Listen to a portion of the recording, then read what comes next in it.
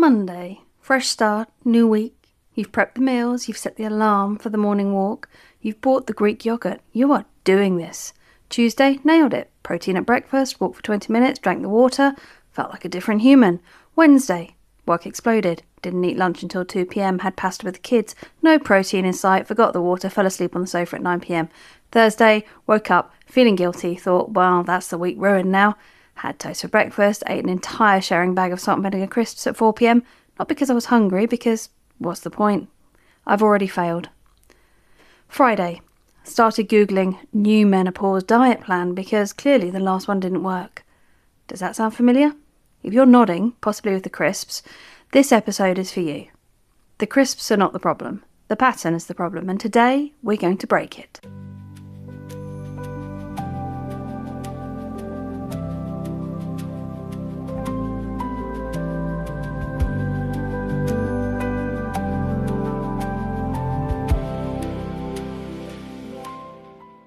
I'm Laura, this is the Riviera Menopause podcast, and this is the episode about the thing that sabotages more women than bad advice, bad supplements and bad sleep combined.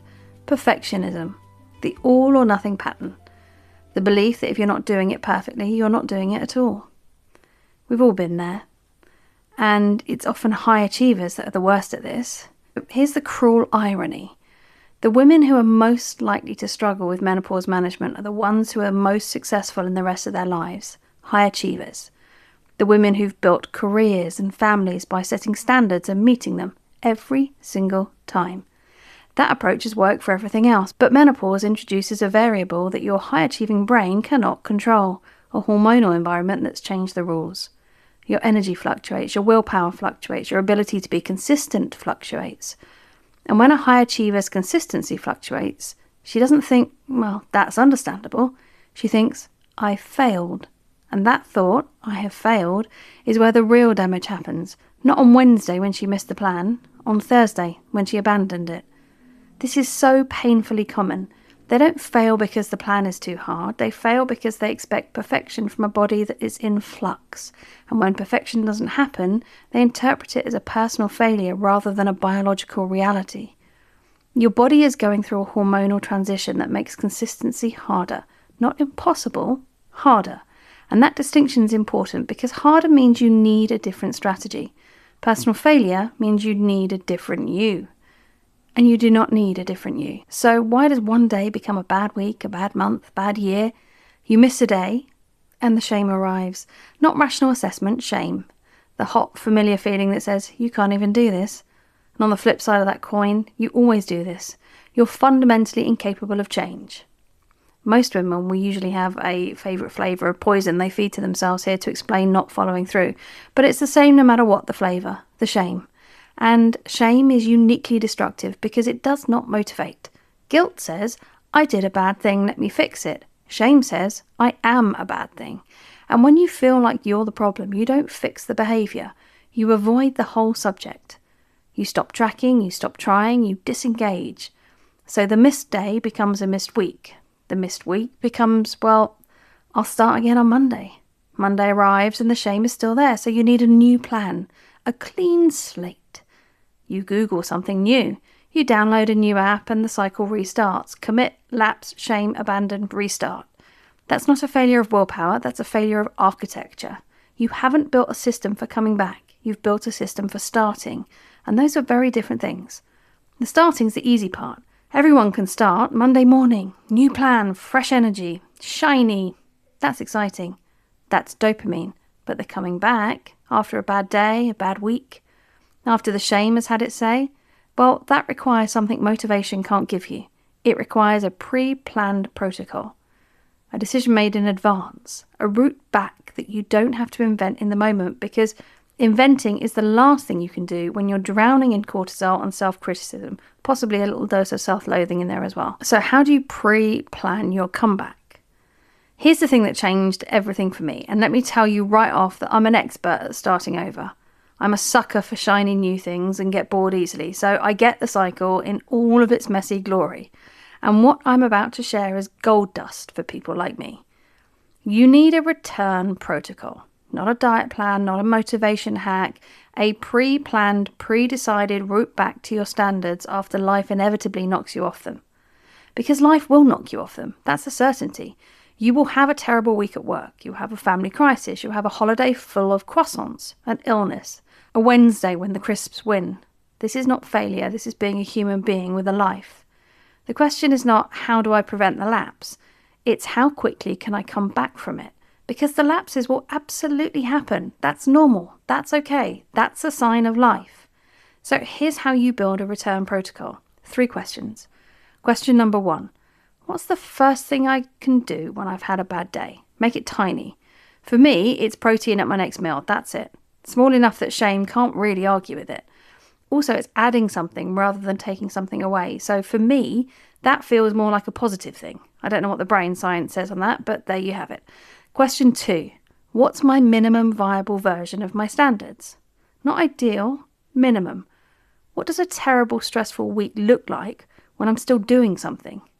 Maybe it's protein at 2 meals and 1 walk. That's it. The full program can wait. The minimum keeps the thread alive. For me, the bare minimum is having some hard-boiled eggs in the fridge that I can grab for lunch in a pinch and doing a very brief energy flow first thing in the morning to get me moving. Takes like 3 minutes. It's not perfect, but it's better than a Tesco meal deal with crisps and a soda. And I want to explain why the minimum matters so much. It's not about the physical benefit of 1 walk. It's about the identity benefit. When you do even the minimum, you are still the woman who upholds her standards. You're still in the game. The moment you do nothing, the moment the bad week becomes a complete void, your identity shifts from I'm a woman who's having a hard week to I'm a woman who's given up. And getting back from given up is 10 times harder than getting back from having a bad week. The minimum is not about fitness, it's about identity continuity. So question 3, what do I say to myself when the shame voice starts? And this is a big one. And generally it's something like, 1 bad day isn't a pattern, I'm a woman who comes back. Sounds corny, but it works. Or the standard is not perfection, the standard is return. Decide the words now, however corny and rubbish you may think they are. They will help you. Write them down. In the moment, the cortisol will make sure you can't think of them, so write them down. And I want to tell you something about my own return protocol because I think this helps to see a real one. My first thing is protein at the next meal, which I've already talked to you about. My minimum viable week is protein at 2 meals a day, 1 20-minute walk, and lights out by 10:30. My shame response is, I'm not starting over, I'm picking up where I left off. That last one changed everything for me somehow because starting over implies you've lost all your progress, when you haven't. A bad week doesn't erase a good month. It's a blip, not a reset. Picking up where you left off honours the work you've already done instead of throwing it all away. Now, there is a bit of maths behind the messy imperfection that I'm talking about, and I want to give you a number. 70%. If you implement your health standards 70% of the time, imperfectly, inconsistently, just more often than not, over a year you will still see significant improvement. Compare that to what most of us do, which is 100% for 2 weeks, 0% for 6 weeks, then 100% again. Over a year, that averages about 25%. And it feels terrible the entire time because you're always starting from 0, which is just about the hardest part. So the 70% done imperfectly, sustained over time, beats 100% done perfectly for a fortnight every single time. The maths isn't even close. 3 standards implemented messily will always outperform 5 standards abandoned after a bad Wednesday. So give yourself permission to be imperfect, not as a consolation prize, as a strategy. Imperfection sustained is more powerful than perfection attempted. Write that on a post-it note and put it on your bathroom mirror if you need to, and let me say something about the word imperfect that I think matters. In every other area of your life, you already know this. You don't expect perfect parenting. You don't expect a perfect marriage. You don't expect a perfect career. You know those things require showing up, making mistakes, adjusting and showing up again. You have never once said, I had a bad day at work, so I'm quitting my career. But you have said, I had a bad day with food, so I'm quitting my nutritional plan. Why do we apply a standard of perfection in our health that we would never apply to anything else? The answer, usually, is shame. And shame's a liar. It tells you that 1 bad day means you're a bad person. You're not. You're a person who had a bad day, and bad days are normal. They're not evidence of failure, they are evidence of life. And every day we get to be alive is a mini miracle, so evidence of that is always a good thing. Okay, so your one thing this week. Write your return protocol, 1 sentence for each question. What's the first thing I do after a bad day? What's my minimum viable week? And what do I say to the shame? Write it on a card, put it on your fridge. You'll need it, not if, when. This episode is the one I wish I'd heard 3 years ago. The perfectionism nearly beat me. I started and stopped so many times, and the shift from I must get this right to I must come back was one of the single biggest turning points in my own menopause journey. Next week, we're going somewhere beautiful. What if menopause isn't a decline? What if it's a forced redesign that you actually needed? I'm not talking some bullshit motivational reframe here, but what is actually happening and why it's not all doom and gloom. If you listened to this episode and found it useful, share it with the perfectionist in your life. Just tell her, the standard is not perfection. The standard is return. I'm Laura. This is the Riviera Menopause, and your worst Wednesday does not define you. Your next Thursday does. So for now, this is me signing off with love from Monaco.